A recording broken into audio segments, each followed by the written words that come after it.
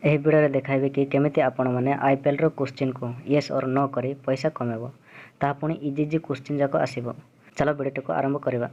ଏହି ଆପ୍ର ଲିଙ୍କ୍ ଭିଡ଼ିଓର ଡିସ୍କ୍ରିପ୍ସନରେ ମିଳିବ। ଲିଙ୍କ୍ରେ କ୍ଲିକ୍ କରି ଡାଉନଲୋଡ଼୍ କର। ଲିଙ୍କ୍ରେ କ୍ଲିକ୍ କଲେ ଏହି ୱିଣ୍ଡୋଟି ଓପନ୍ ହେବ। ଏଠାରେ ଦେଖିପାରୁଥିବେ ଡାଉନଲୋଡ଼୍ ନାଓ ଲେଖା ହେଇଛି। ଡାଉନଲୋଡ଼୍ରେ କ୍ଲିକ୍ କର। ଡାଉନଲୋଡ଼୍ ହେଲା ପରେ ଏହାକୁ ଇନଷ୍ଟଲ୍ କର। ଇନଷ୍ଟଲ୍ ହେଲା ପରେ ଓପନ୍ କର। ଏଠାରେ ଫୋନ୍ ନମ୍ବର ଦେଲା ପରେ ନେକ୍ସଟ୍ କର।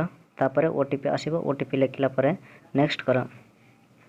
ଏଠାରେ ଦେଖିପାରୁଥିବେ ଆପଣଙ୍କୁ 30 ଟଙ୍କା ମିଳିଲା। ଏହି 30 ଟଙ୍କାରେ ଆପଣଙ୍କୁ ଭଲ ଖେଳିବାକୁ ପଡ଼ିବ। ଆଇପିଏଲ୍ର କ୍ୱେଶ୍ଚିନ୍ ପାଇବା ପାଇଁ ମଝିରେ ଦେଖିପାରୁଥିବେ T20 ଲେଖା ହୋଇଛି। T20ରେ କ୍ଲିକ୍ କର। କ୍ଲିକ୍ କଲା ପରେ ଏହିପରି ୱିଣ୍ଡୋ ଆସିବ। ଏଠାରେ ଦେଖିପାରୁଥିବେ ଆଜି ଯାହାର ବି ମ୍ୟାଚ୍ ଥିବ ସେହି ମ୍ୟାଚ୍ର ଏଠାରେ ଦେଖିବାକୁ ମିଳିବ। ତଳକୁ ସ୍କ୍ରଲ୍ କର। ଏଠାରେ ଦେଖିପାରୁଥିବେ କ୍ୱେଶ୍ଚିନ୍ ଦେଖିବାକୁ ମିଳିବ। ଏଠାରେ କ୍ୱେଶ୍ଚିନ୍ ପଚାରିଛି ଚେନ୍ନାଇ 3 ଓଭରରେ 25 ରନ୍ ମାରିବ କି ବୋଲି କ୍ୱେଶ୍ଚିନ୍ ଆସିଛି। ଯଦି ତୁମେ 25 ରନ୍ ଯିବ ବୋଲି ଭାବୁଛ ତାହେଲେ ୟେସ୍ କରିବ। ସୁଇପ୍ ଫର୍ ୟେସ୍ରେ ସୁଇପ୍ କରିବ। ଯଦି 3 ଓଭରରେ 25 ରନ୍ ମାରିଲେ 6 ଟଙ୍କା ମିଳିବ। ଯଦି ହାରିବ 4 ଟଙ୍କା ପଳେଇଯିବ। ଟଙ୍କା ଦେଖିବା ପାଇଁ ଏହି ଆଇକନ୍ରେ କ୍ଲିକ୍ କରି ପଇସା ଦେଖିପାରିବ।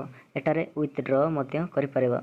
ଆଜି ପାଇଁ ଏତିକି। ଯଦି ୱିଥଡ୍ର କରିବାକୁ ଜାଣୁନ ତାହେଲେ ଆଉ ଗୋଟେ ଭିଡ଼ିଓ ବନେଇବି କେମିତି ୱିଥଡ୍ରଲ୍ କରିପାରିବ।